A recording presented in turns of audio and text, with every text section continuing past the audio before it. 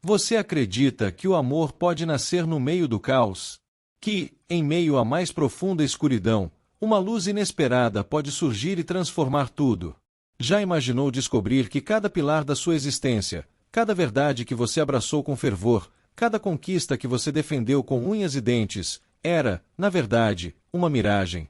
Que tudo aquilo que você construiu com tanto suor e sacrifício, aquilo em que você depositou sua fé inabalável, aquilo que você acreditava ser a sua essência, pudesse desabar em questão de horas, deixando apenas ruínas e um vazio ensurdecedor. Hoje, você não vai apenas ouvir uma história, você vai mergulhar na alma de Helena Duarte, uma mulher que não apenas perdeu tudo, absolutamente tudo que definia sua identidade no mundo exterior, mas que, no processo, também se perdeu de si mesma. Ela tocou o fundo do poço, um abismo de desespero e solidão onde a esperança parecia uma ilusão distante. E quando ela pensava que não havia mais nada a perder, que o vazio era o seu único companheiro, ela encontrou redenção. Mas essa redenção não veio de onde ela imaginava, nem das fontes que ela incansavelmente buscou ao longo de sua vida. Não veio do brilho efêmero do dinheiro, nem do reconhecimento vazio do sucesso, nem da validação externa que ela tanto almejava e pela qual sacrificou tanto. Não.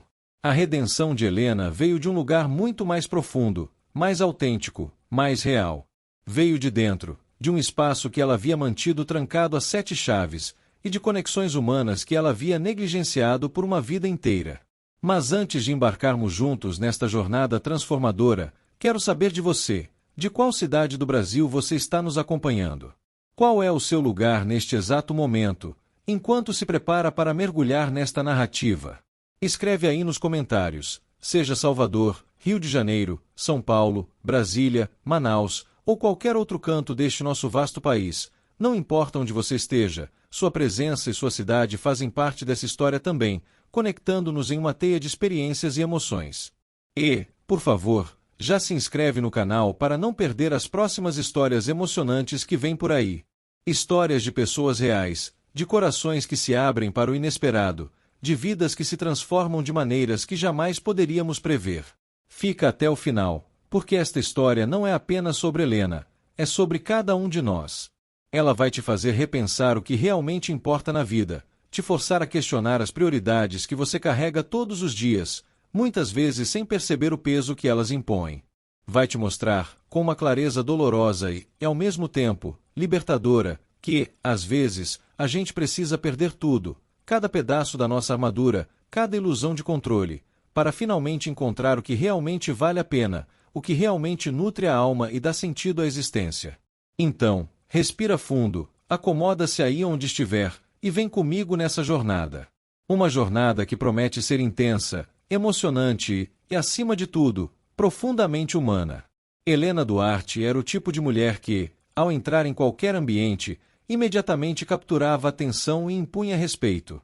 Não era apenas sua beleza clássica, seus cabelos castanhos impecavelmente alinhados ou seu porte elegante, era a aura de poder e determinação que a envolvia, uma força quase palpável que inspirava admiração e, paradoxalmente, um certo temor.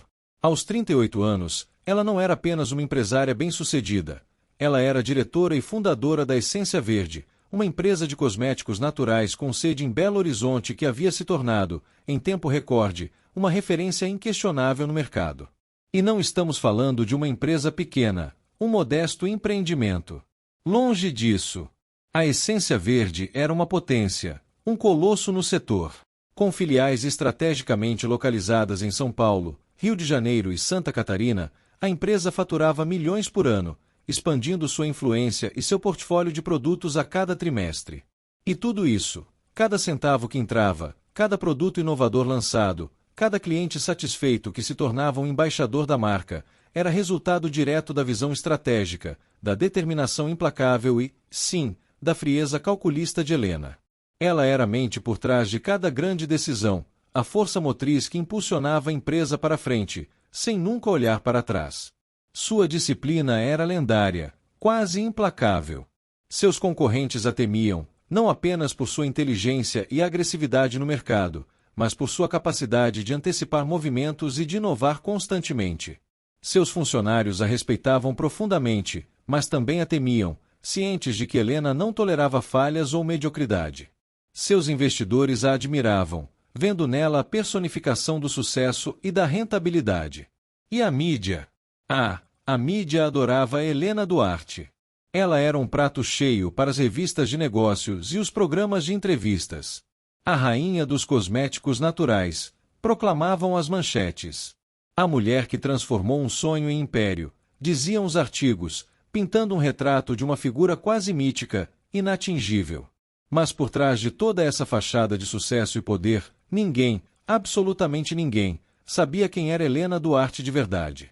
A mulher por trás da persona pública era um enigma, um labirinto de camadas cuidadosamente construídas para proteger um interior vulnerável e, muitas vezes, solitário.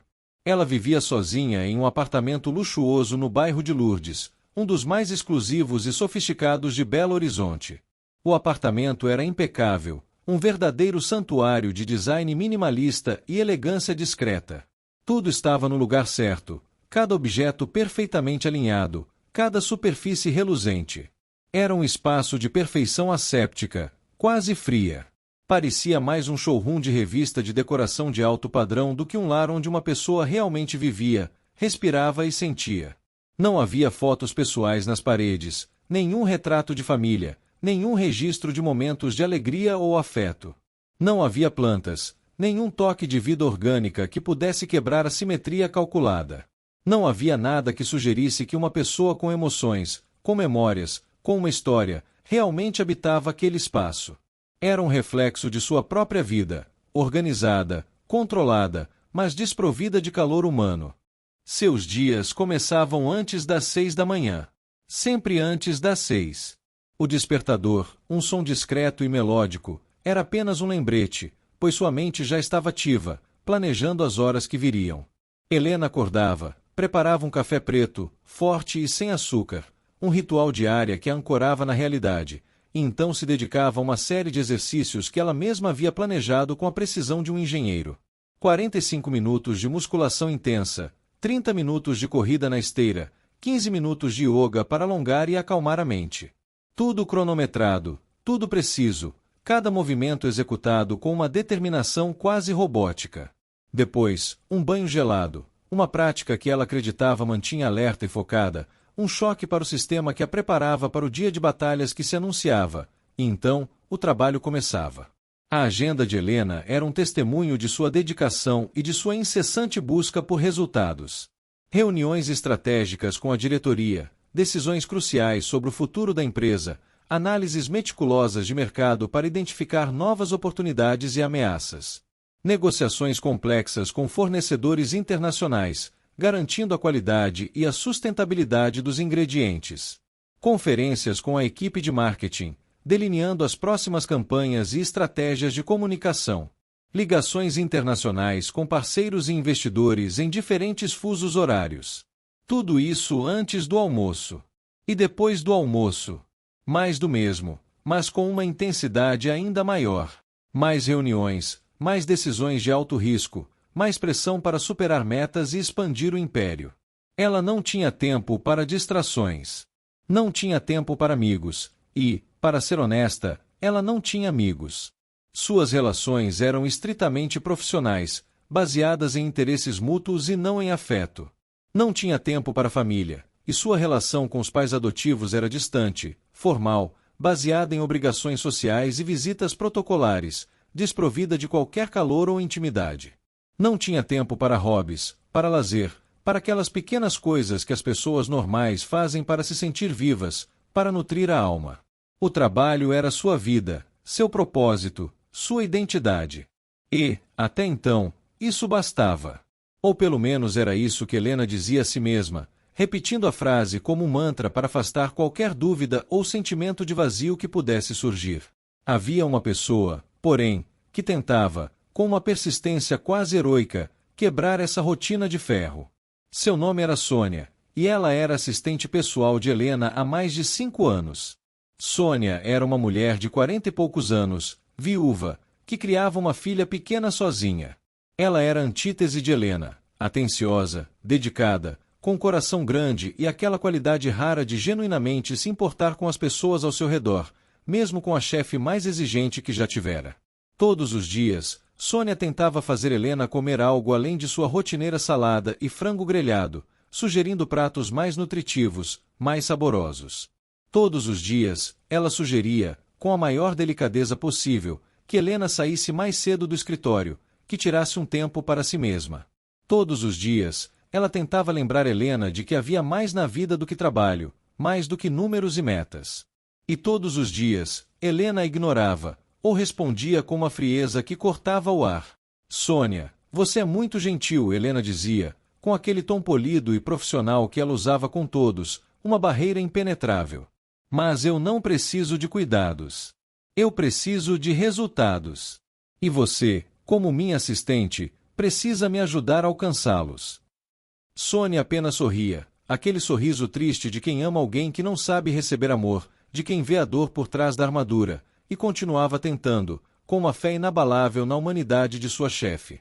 Ela deixava um bilhete com uma frase inspiradora na mesa de Helena, ou um pequeno doce que sabia que Helena gostava, mesmo que nunca o comesse. Pequenos gestos de carinho que, na maioria das vezes, passavam despercebidos. Por trás da imagem de mulher inabalável, da rainha dos cosméticos naturais, porém, havia uma alma exausta. Helena dormia pouco, 4, 5 horas por noite, no máximo, e mesmo assim seu sono era inquieto, povoado por estratégias e preocupações. Comia mal, apesar de cuidar obsessivamente da forma física, priorizando a eficiência sobre o prazer. Vivia sob constante pressão, aquela pressão que você sente nos ombros, na mandíbula, no peito, como um peso invisível que não te deixa respirar direito, que te sufoca lentamente. Ela não confiava em ninguém. Nem em seus executivos, que ela supervisionava obsessivamente, revisando cada relatório, questionando cada decisão. Nem em seus consultores, que ela interrogava constantemente, buscando falhas em suas análises. Nem mesmo em Sônia, apesar de tudo que Sônia fazia por ela, de toda lealdade e dedicação. Helena acreditava que confiança era fraqueza, uma porta aberta para a vulnerabilidade, para a traição. E ela não podia se permitir ser fraca. Então ela continuava. Dia após dia, semana após semana, mês após mês. Construindo seu império, expandindo seu negócio, conquistando novos mercados. Sempre para frente. Sempre mais alto. Sempre mais. A busca incessante por mais era o que a movia, o que dava sentido à sua existência. Mas a vida, às vezes, tem outras ideias. Ideias que desafiam nossos planos mais meticulosos, que desconstroem nossas certezas e nos forçam a olhar para dentro. Tudo começou a ruir numa manhã de segunda-feira. Uma segunda-feira comum, como qualquer outra, com o sol de Belo Horizonte já aquecendo as ruas e a rotina da cidade em pleno vapor.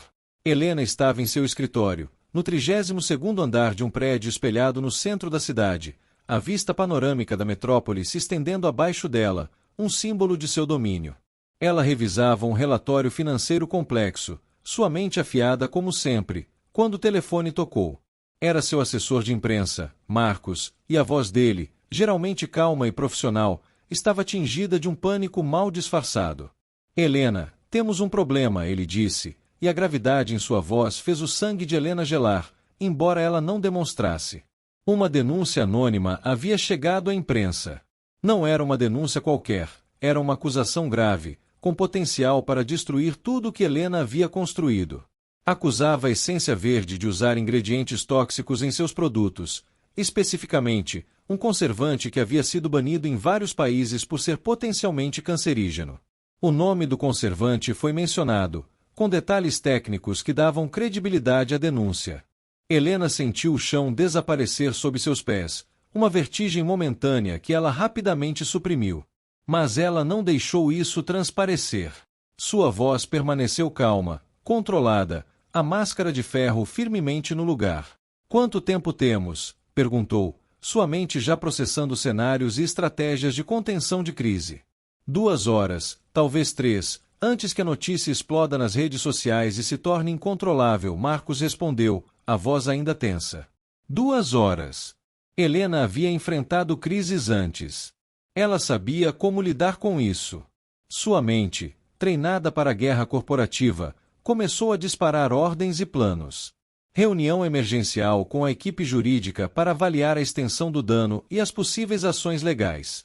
Preparação de um comunicado oficial negando veementemente as acusações, com dados e provas da inocência da empresa. Auditoria interna imediata e transparente para refutar as alegações. Tudo planejado, tudo controlado, como sempre. Mas dessa vez, as coisas eram diferentes. A velocidade da informação na era digital era um inimigo que ela subestimara. Em poucas horas, não em dias, não em semanas, mas em poucas horas, a notícia se espalhou como fogo em palha seca. Twitter, Instagram, TikTok, grupos de WhatsApp. As redes sociais explodiram em críticas furiosas, em hashtags de boicote, em memes depreciativos. Influenciadores que antes elogiavam a marca, que haviam construído suas carreiras em torno dos produtos da essência verde, agora atacavam com a mesma veemência, temendo a repercussão negativa em suas próprias imagens. Clientes exigiam explicações, devoluções, indenizações. Médicos e dermatologistas fizeram declarações alarmantes, alertando sobre os riscos potenciais à saúde. Jornalistas investigativos, sedentos por um escândalo, começaram a cavar mais fundo, desenterrando qualquer vestígio de irregularidade, real ou imaginária. E então vieram as consequências reais, os golpes que atingiram o coração financeiro da empresa. Contratos multimilionários foram suspensos, deixando projetos inteiros no limbo. Grandes redes de lojas de departamento e farmácias retiraram os produtos da essência verde das prateleiras, temendo a contaminação de sua própria reputação. O tão aguardado investimento de um grupo chinês, um investimento que Helena havia negociado pessoalmente durante meses, com viagens exaustivas e rodadas de negociação que se estendiam pela madrugada, um investimento que dobraria o tamanho da empresa e a catapultaria para o mercado global, evaporou como fumaça, deixando um rastro de frustração e dívidas. Helena tentou manter o controle. Mais reuniões emergenciais, agora com a equipe de crise trabalhando 24 horas por dia. Mais comunicados oficiais, cada um mais desesperado que o anterior. Auditorias internas que, embora não encontrassem o conservante tóxico, não eram suficientes para acalmar a fúria do público.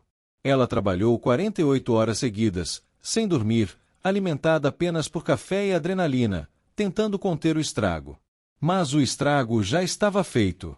A imagem da empresa, construída com tanto esforço, com tanto sacrifício, ao longo de 15 anos de dedicação implacável, estava em frangalhos, reduzida a cinzas pela fogueira da opinião pública.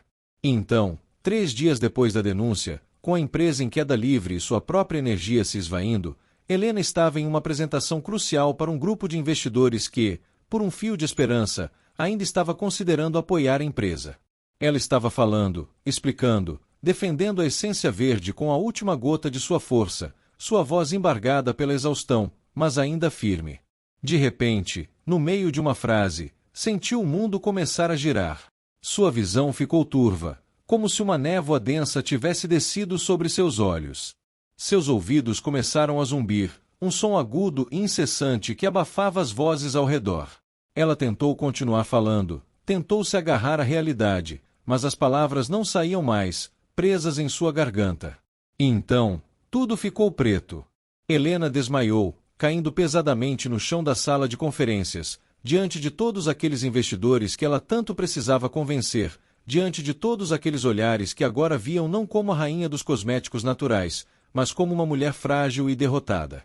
Ela acordou em um hospital particular, o cheiro de antisséptico invadindo suas narinas, o som de máquinas e tubos preenchendo o silêncio do quarto. Havia um monitor cardíaco apitando constantemente ao seu lado, um ritmo monótono que parecia ecoar a batida irregular de seu próprio coração. Havia um soro ligado em seu braço, a agulha fria perfurando sua pele, e uma enfermeira ao seu lado, checando seus sinais vitais com uma expressão séria. Os exames foram rápidos, quase brutais em sua urgência. Tomografias, ressonâncias magnéticas, análises de sangue detalhadas. Tudo feito com uma celeridade que indicava a gravidade da situação. E então a médica entrou no quarto, uma mulher de uns 50 anos, com cabelos grisalhos presos em um coque, um olhar compassivo mas firme que não deixava margem para dúvidas, e Helena soube, no fundo de sua alma, que a notícia não era boa. Helena, Os resultados indicam leucemia mieloide aguda, disse a médica, sentando-se na cadeira ao lado da cama, sua voz suave, mas carregada de peso. Helena não perguntou o que era. Ela já sabia. Havia lido sobre isso, em algum lugar, em algum momento, em uma daquelas noites insones em que sua mente vagava por informações aleatórias. Câncer do sangue. Grave. Potencialmente fatal. As palavras ecoaram em sua mente, frias e implacáveis como uma sentença. O tratamento precisa começar imediatamente, continuou a médica, com a voz agora mais urgente. Quimioterapia agressiva. Isolamento para proteger seu sistema imunológico comprometido. E, se possível, um transplante de medula óssea. Precisamos encontrar um doador compatível o mais rápido possível. Helena não chorou. Não perguntou por quê. Não entrou em pânico. Apenas assentiu com a cabeça, aquele assentimento mecânico que ela fazia em reuniões quando alguém apresentava um problema que ela precisava resolver, um desafio que ela precisava superar. Sua mente, mesmo em choque, já começava a traçar um plano de batalha contra a doença. Quanto tempo? Perguntou, sua voz um sussurro rouco. Para começar o tratamento? Hoje. Ainda hoje. Não podemos perder tempo. Não, doutora, Helena corrigiu, sua voz ganhando um fio de desespero. Quanto tempo eu tenho? A médica hesitou, um olhar de pena cruzando seu rosto. Sem tratamento. Semanas, talvez meses. Com tratamento, bem, depende de muitos fatores. É uma batalha difícil, Helena, mas temos esperança. A medicina avançou muito. Esperança. Helena nunca havia acreditado em esperança. Ela acreditava em ação, em planejamento, em controle, em números e resultados. Mas esperança. Isso era para pessoas fracas, para aqueles que não tinham a força para lutar. E mesmo assim, por dentro, algo nela se quebrou. Uma rachadura profunda em sua armadura, revelando a fragilidade que ela havia escondido por tanto tempo. Naquela noite, sozinha no quarto do hospital, sob a luz fria e impessoal, Helena Duarte, a mulher de ferro, a rainha dos cosméticos naturais, a mulher que nunca havia chorado, que se orgulhava de sua inabalável compostura, finalmente chorou.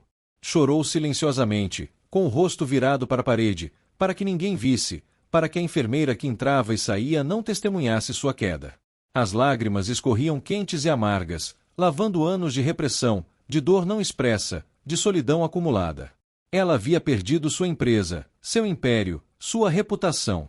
Havia perdido sua identidade profissional, aquilo que a definia no mundo. E agora estava perdendo sua saúde. Sua vida. Tudo o que ela havia construído, tudo aquilo em que ela havia acreditado, havia desabado em um piscar de olhos, deixando-a nua e vulnerável diante da própria mortalidade. O caos havia chegado, e com ele, a certeza de que ela não tinha controle sobre absolutamente nada. Foi nesse momento de desespero e desamparo que entrou em cena Miguel. Ele não era um médico, nem um terapeuta, nem um amigo de longa data. Miguel era um homem de 45 anos, com uma história de vida marcada por desafios e superações. Ex-militar, havia servido em missões de paz em zonas de conflito, onde a vida e a morte se misturavam em uma dança cruel. Havia deixado o exército anos atrás, cansado da violência, cansado de ver morte, de carregar o peso das perdas. Ele queria uma vida mais simples, mais tranquila, longe do barulho e da brutalidade do mundo. Dirigir para um aplicativo lhe permitia isso, liberdade, flexibilidade e a possibilidade de conhecer pessoas, de observar a vida de uma perspectiva diferente, sem o peso da responsabilidade militar. Ele foi contratado às pressas por Sônia, a fiel assistente de Helena, que estava desesperada para encontrar alguém que pudesse levar Helena aos inúmeros compromissos médicos. Alguém confiável, discreto, que não fizesse perguntas, que respeitasse o silêncio e a dor de sua chefe. Sônia, com sua intuição aguçada, sabia que Helena precisava de mais do que um motorista. Precisava de uma presença estável, um porto seguro em meio à tempestade. Miguel era exatamente isso. Na primeira vez que viu Helena, ele percebeu imediatamente que ela não era apenas uma mulher poderosa, uma empresária de sucesso. Ela estava com medo. Havia algo nos olhos dela, um vazio, um desespero bem disfarçado por uma última camada de orgulho, mas que ele reconhecia porque havia visto aquele mesmo olhar em muitos companheiros de armas, em muitos civis que haviam perdido tudo em meio à guerra. Era o olhar de alguém que havia perdido o controle, que estava à beira do abismo.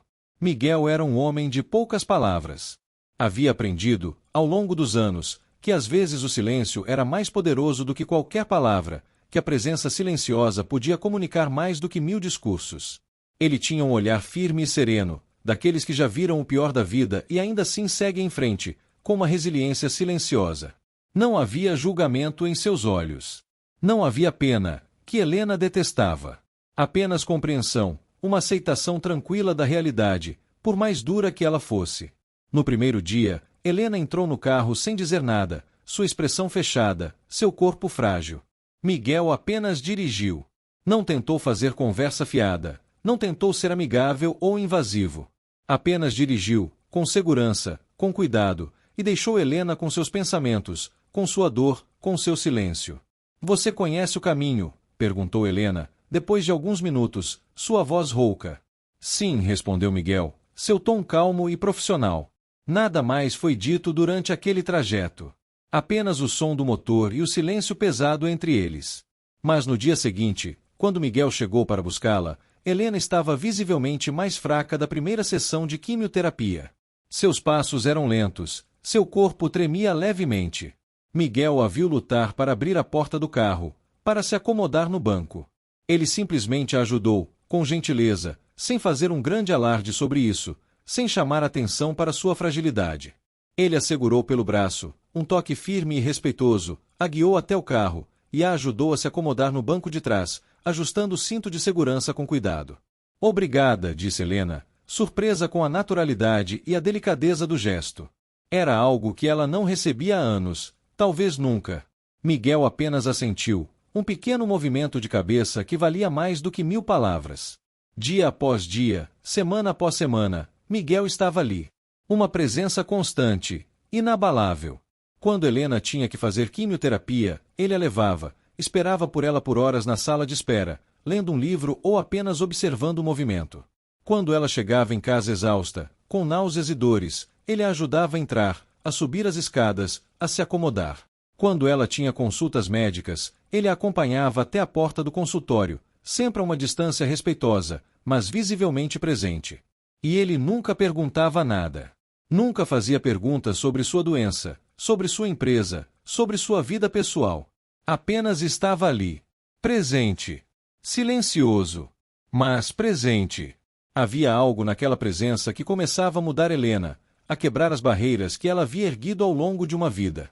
Algo naquela falta de julgamento, naquela aceitação silenciosa de quem ela era naquele momento, uma mulher doente, vulnerável, que havia perdido tudo. Pela primeira vez em sua vida, Helena não precisava ser forte. Não precisava ter todas as respostas. Não precisava controlar tudo. Ela podia apenas ser. Ser frágil, ser humana, ser imperfeita. E Miguel, com sua presença calma, permitia que ela fosse. Enquanto isso, a batalha contra a doença avançava, e com ela, a necessidade urgente de um transplante de medula óssea. Helena iniciava uma busca silenciosa e desesperada por doadores compatíveis. Sua mãe adotiva, uma mulher já idosa e frágil, foi testada primeiro, mas não era compatível. Seus pais adotivos, na verdade, nunca haviam sido muito próximos dela, e agora, nesta situação de crise, eles pareciam ainda mais distantes, incapazes de lidar com a gravidade da situação, ou talvez, com a própria Helena em sua vulnerabilidade. Foi então que sua mãe adotiva, em uma visita ao hospital, sentou-se ao lado da cama de Helena e revelou um segredo que havia guardado por 38 anos, um segredo que mudaria para sempre a percepção de Helena sobre sua própria identidade. "Helena, há algo que você precisa saber", disse ela, com a voz embargada pelas lágrimas, os olhos marejados. "Você foi adotada." Helena não se moveu. Não expressou surpresa, nem raiva, nem alívio. Mas por dentro, algo se mexeu. Uma peça do quebra-cabeça de sua vida, que ela nunca soubera que estava faltando, de repente se encaixou. Seu pai, o homem que você chamava de pai, ele também era adotado. Nós nunca conseguimos ter filhos biológicos. Tentamos por anos, mas não era para ser. Então adotamos você. E você foi a melhor coisa que já nos aconteceu, Helena. Sempre foi. A mulher, agora chorando abertamente, tentou segurar a mão de Helena, mas ela a retirou suavemente. Helena ouviu as palavras, mas elas pareciam vir de muito longe, como um eco distante. Ela havia sido adotada. Toda sua vida, ela havia acreditado que era filha biológica dessa mulher, desse homem. E agora descobria que não era. A revelação, em vez de chocar, trouxe uma estranha sensação de desprendimento. Era mais uma mentira em sua vida, mais uma fundação que se revelava falsa. Não havia registros de parentes biológicos. Não havia informações sobre quem eram seus pais reais, de onde ela viera. Nada. A agência de adoção havia sido fechada anos atrás, e os arquivos, perdidos ou destruídos. Mas Helena era uma mulher de ação. E mesmo doente, mesmo fraca, mesmo com medo, ela decidiu que não ia simplesmente aceitar isso. Ela precisava de respostas. Ela precisava de um doador. Ela precisava de uma conexão. Ela contratou um investigador particular, alguém que ela pagou muito bem, usando o que restava de sua fortuna pessoal, para encontrar respostas, para desenterrar a verdade. Em poucas semanas, o investigador, um homem astuto e persistente, encontrou 3 possíveis irmãos biológicos. 3 pessoas que compartilhavam o mesmo código genético que Helena, mas que ela nunca havia conhecido, cujas vidas haviam se desenrolado em caminhos completamente diferentes. Vera, uma professora de dança em Salvador, Bahia. Descrita como alegre, expansiva, generosa, com um sorriso contagiante e uma energia vibrante. Gregório, um artista plástico recluso em Florianópolis, Santa Catarina. Reservado, desconfiado, vivendo em um pequeno ateliê longe do mundo, cercado por suas obras e seus próprios demônios. E Natália, uma advogada em São Paulo, capital. Bem-sucedida, fria, distante, com uma reputação de ser tão implacável quanto a própria Helena em seus dias de glória. Helena não sabia como se sentiria ao conhecê-los. Uma mistura de apreensão, esperança e um estranho senso de destino. Mas sabia que precisava tentar. Precisava encontrar um doador compatível. E talvez, apenas talvez, precisava encontrar algo mais, uma conexão, uma família, algo que ela nunca havia tido, algo que preenchesse o vazio que o sucesso e o dinheiro nunca puderam preencher. O reencontro com Vera foi o mais fácil, o mais caloroso, o mais surpreendente. Helena, ainda fraca da quimioterapia, com o corpo debilitado e a alma cansada, viajou para Salvador. A cidade, com seu calor e sua energia vibrante, era um contraste gritante com a frieza de Belo Horizonte e a solidão de seu apartamento. Ela bateu na porta da casa de Vera, um sobrado colorido no Pelourinho, o coração batendo forte no peito. Quando Vera abriu a porta e viu Helena, algo aconteceu. Uma conexão instantânea, um reconhecimento profundo, como se elas se conhecessem desde sempre, como se o tempo e a distância fossem meros detalhes. Vera, com seus cabelos cacheados e um sorriso que iluminava o rosto, acolheu Helena como se a conhecesse desde sempre. Não houve perguntas invasivas, apenas um abraço apertado e caloroso que desarmou Helena de imediato. Ela convidou para entrar, fez um chá de ervas aromáticas, ouviu a história de Helena com uma atenção genuína, chorou com sua dor, riu com as ironias do destino, e a abraçou novamente, transmitindo uma força e um carinho que Helena não sabia que precisava. E quando Helena explicou sobre a doença, sobre a necessidade urgente de um doador compatível, Vera não hesitou. Vou fazer os exames, disse ela, com uma determinação que espelhava a de Helena, mas com calor que a própria Helena havia perdido. Se eu puder te ajudar, Helena, eu vou ajudar. Mas alguns dias depois, a esperança de Helena foi novamente testada. Vera recebeu uma notícia que, embora alegre para ela, era um golpe para Helena. Estava grávida. E por estar grávida, não podia ser doadora. Não podia fazer o procedimento de transplante de medula óssea. Helena saiu de Salvador com o coração partido pela decepção, mas também com algo novo e precioso, uma irmã. Uma conexão real, tangível, com alguém que compartilhava seu sangue, que a havia aceitado incondicionalmente. A dor da perda do doador foi amenizada pela alegria de ter encontrado uma família. Gregório foi mais difícil. Helena viajou para Florianópolis, uma cidade de beleza natural estonteante, mas que parecia refletir a alma reclusa do artista. Ela encontrou o ateliê dele, um lugar pequeno, desorganizado, com cheiro de tinta e madeira, cheio de telas inacabadas e esculturas abstratas que pareciam gritar emoções. Bateu na porta, e Gregório abriu com desconfiança, seus olhos cinzentos fixos nela. Ele era um homem magro, com cabelos compridos grisalhos, e olhos que pareciam ter visto coisas que a maioria das pessoas não vê, carregados de uma melancolia profunda. "Quem é você?" perguntou ele, de forma abrupta, sem rodeios. Helena explicou. Tudo. A história da adoção, a doença, a busca por irmãos, a necessidade de um doador. Gregório a ouviu em silêncio, com aquele olhar desconfiado nunca deixando seu rosto, como se estivesse esperando por uma armadilha. "Você está mentindo", disse ele, finalmente, sua voz áspera. "Não acredito em contos de fadas." "Não estou", respondeu Helena, sua paciência testada, mas sua determinação inabalável. "Eu tenho documentos.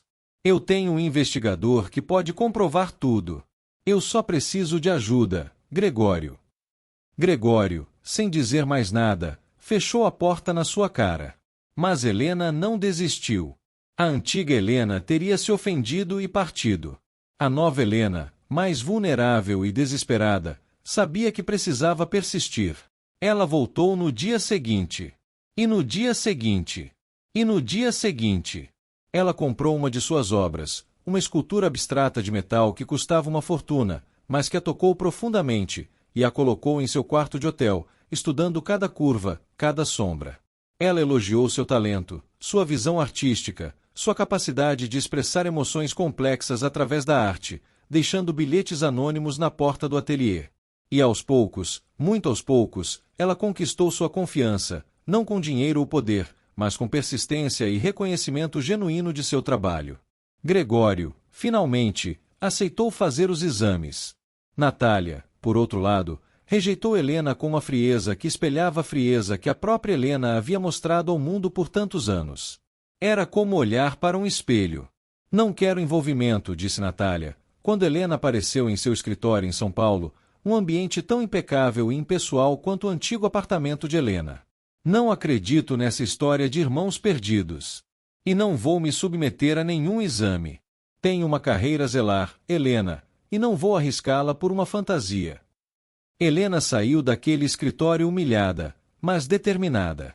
Ela deixou uma carta para Natália, explicando tudo, pedindo uma chance, um momento para conversar. Semanas se passaram sem resposta. A advogada parecia uma fortaleza impenetrável.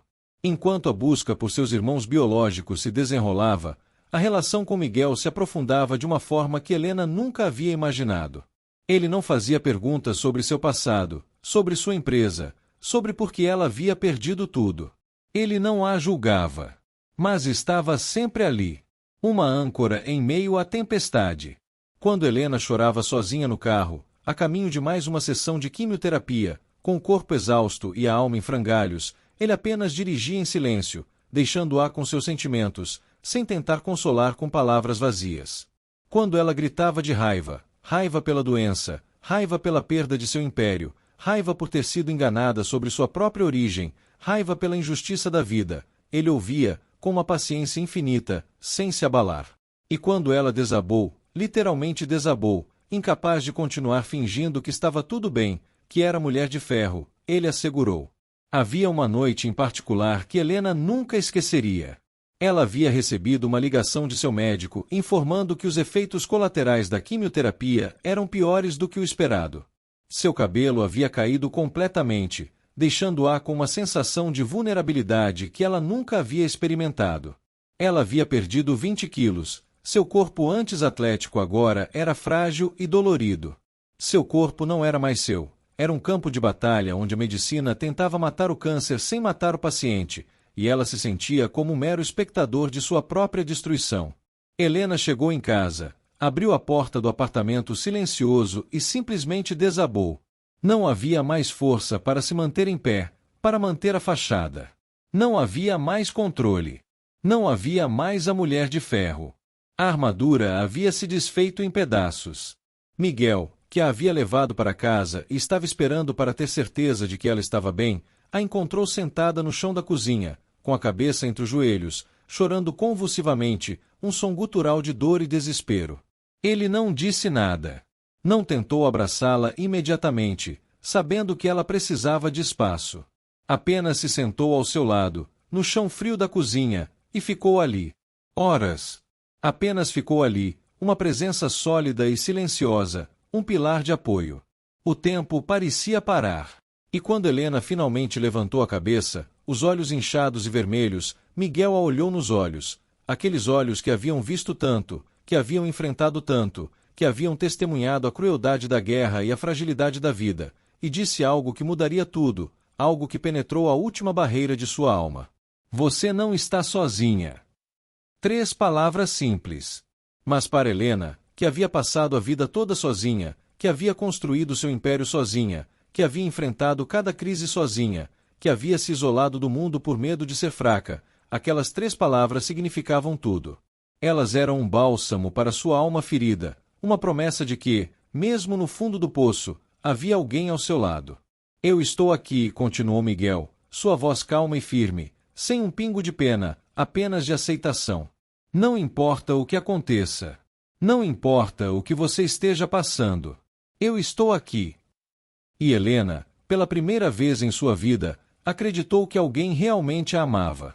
Não pela sua força, não pelo seu sucesso, não pelo que ela podia fazer ou oferecer, mas por quem ela era, uma mulher fraca, assustada, perdida, com o corpo debilitado e a alma em pedaços, mas ainda assim digna de amor. Um amor que não exigia nada em troca, apenas a aceitação de sua vulnerabilidade. Gregório era compatível.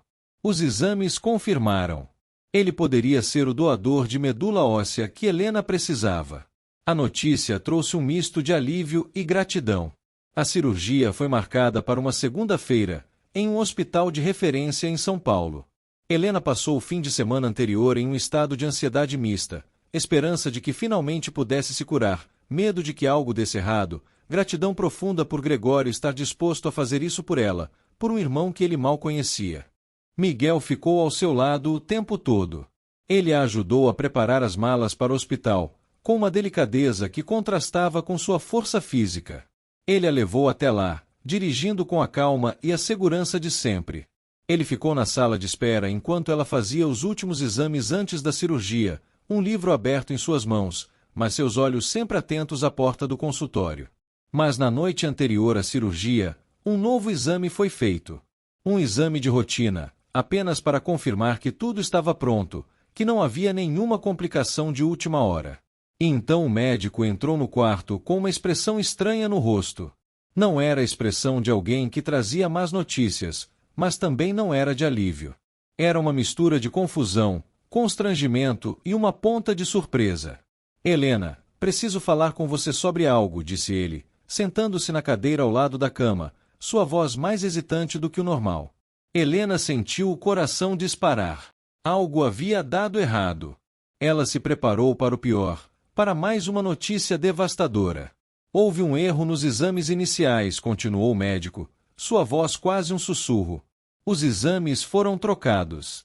Você não tem leucemia mieloide aguda. Helena não compreendeu as palavras.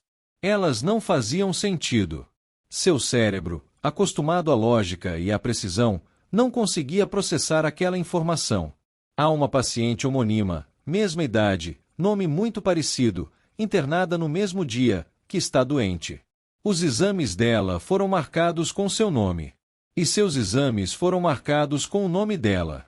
Nós descobrimos o erro agora, por acaso, porque a outra paciente teve uma complicação e precisávamos revisar todo o histórico dela. Foi um erro administrativo, Helena. Um erro grave, eu sei, e peço 1000 desculpas em nome da equipe. Helena sentiu o chão desaparecer sob seus pés novamente. Mas dessa vez, era diferente. Dessa vez, não era desespero. Era confusão. Era alívio. Era raiva. Era tudo ao mesmo tempo, uma avalanche de emoções contraditórias. Então, eu não tenho câncer? Perguntou, sua voz quase inaudível. Não. Você não tem. Os exames que fizemos agora, e os que foram refeitos com sua identificação correta, confirmam isso. Você está saudável, Helena. Você está bem. O que você teve foi um colapso por exaustão e estresse extremo, que foi agravado pela quimioterapia desnecessária. Helena não sabia como se sentir. Tudo aquilo que ela havia vivido nos últimos meses, o medo da morte, a dor física da quimioterapia, os reencontros com seus irmãos biológicos, a conexão profunda e inesperada com Miguel, havia sido baseado em uma mentira. Uma mentira médica, um erro administrativo grotesco, mas ainda assim uma mentira que havia redefinido sua existência. Ela havia perdido sua empresa por nada. Havia se submetido à quimioterapia por nada. Havia reencontrado sua família por nada. A raiva começou a borbulhar, uma fúria silenciosa contra a injustiça, contra a negligência. Mas quando ela pensava nisso, quando a primeira onda de raiva passava, ela se dava conta de que não era por nada. Porque mesmo que a doença fosse uma mentira, os sentimentos eram reais. O medo da morte era real. A dor era real. O amor que ela havia encontrado era real. A conexão com seus irmãos era real. A vulnerabilidade que ela havia permitido sentir era real. Helena saiu do hospital um dia depois, sem ter feito a cirurgia, sem ter recebido o transplante de medula óssea. Mas ela saiu como uma pessoa diferente. A mulher de ferro havia sido forjada novamente, mas desta vez, com coração de carne e osso, não de metal.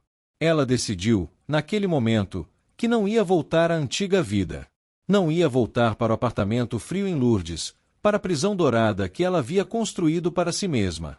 Não ia voltar para as reuniões intermináveis, para a pressão constante, para a frieza que havia definido sua existência por tanto tempo.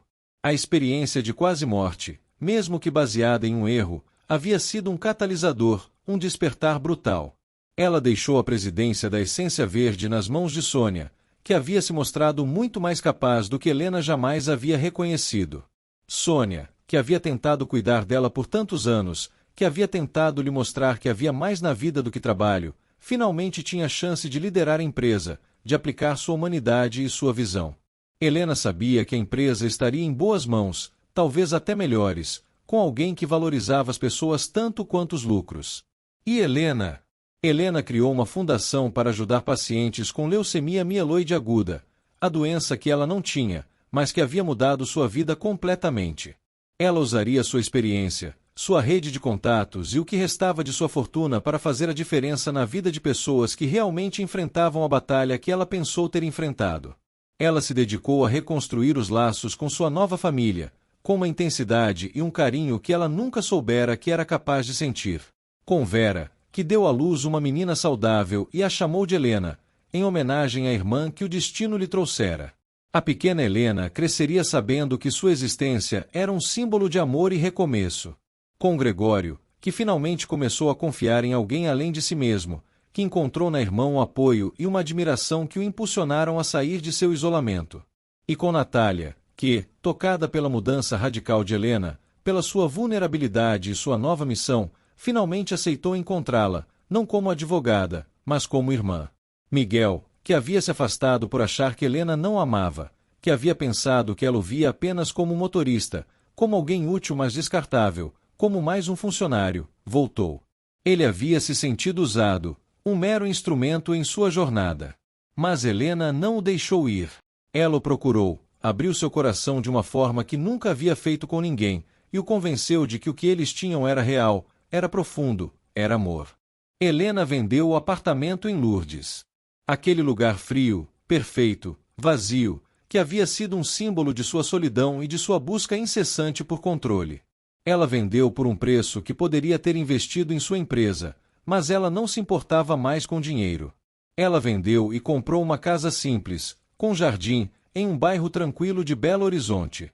Uma casa onde ela podia plantar ervas e flores, onde o cheiro de terra molhada e o canto dos pássaros substituíam o silêncio estéril. Uma casa onde havia espaço para as pessoas que ela amava, onde risadas e conversas preenchiam os cômodos. Gregório teve sua primeira exposição nacional. Suas obras, aquelas esculturas abstratas que expressavam emoções que a maioria das pessoas não conseguia nem nomear, que falavam de dor, de esperança, de redenção, foram aclamadas pela crítica. Ele finalmente encontrou seu lugar no mundo, sua voz, sua validação, não na reclusão, mas na partilha de sua arte.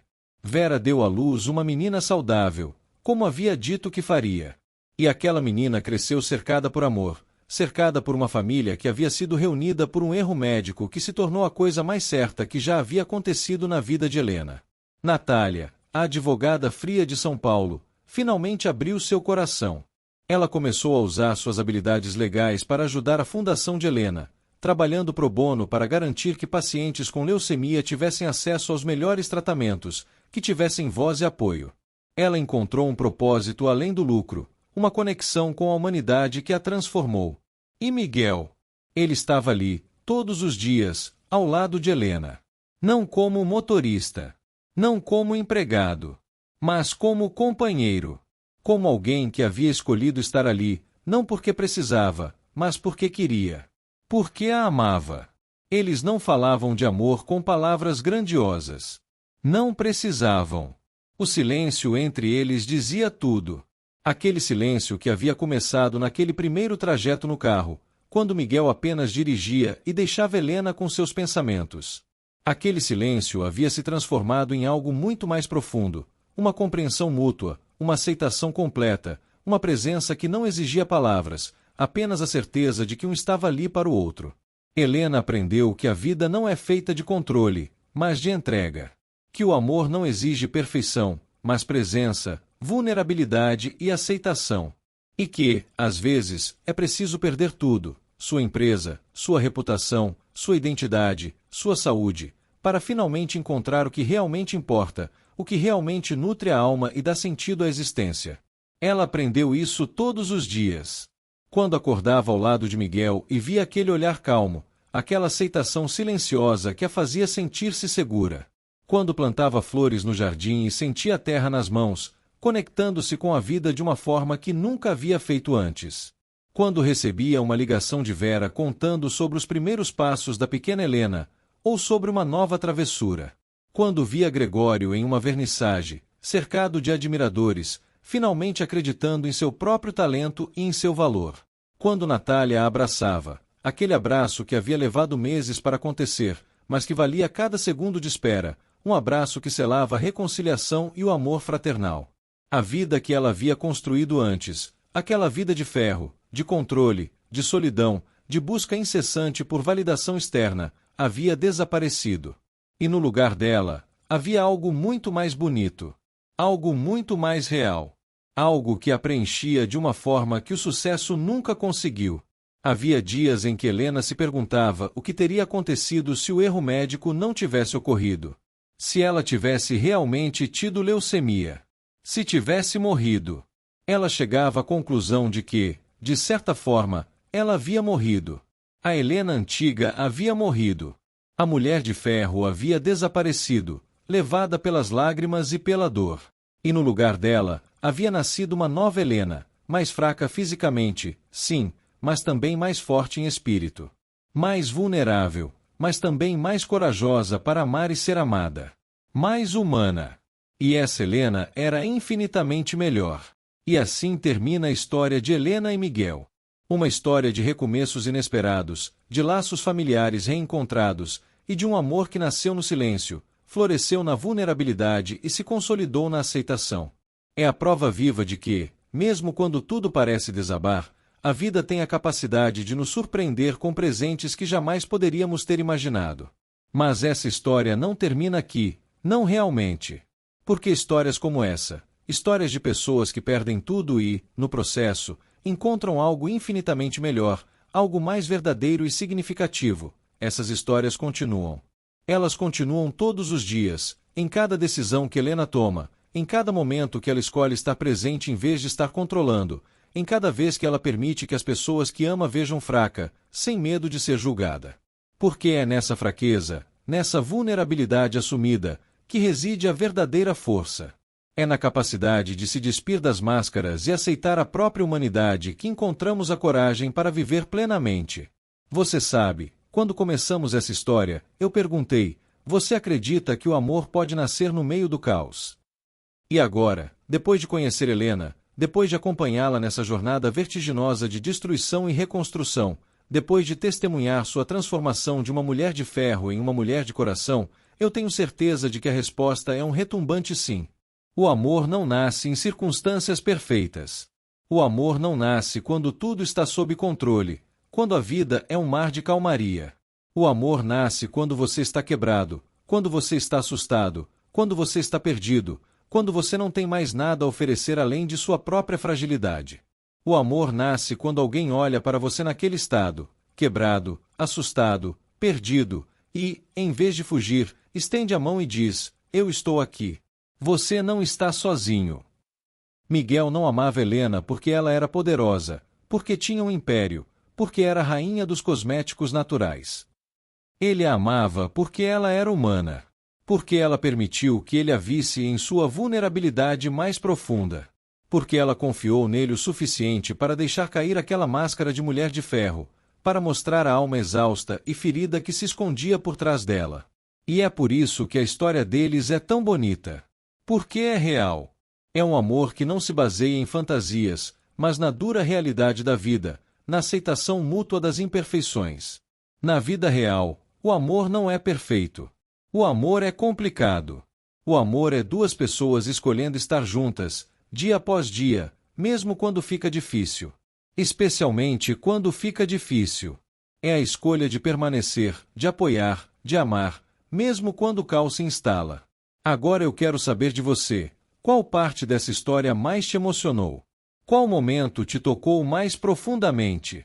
Foi o momento em que Helena desmaiou, percebendo a fragilidade de sua própria existência? O momento em que ela descobriu que não tinha câncer, e a avalanche de emoções que isso trouxe? O momento em que Miguel disse: você não está sozinha, quebrando anos de solidão? O momento em que ela reencontrou Vera, sua irmã de sangue e alma?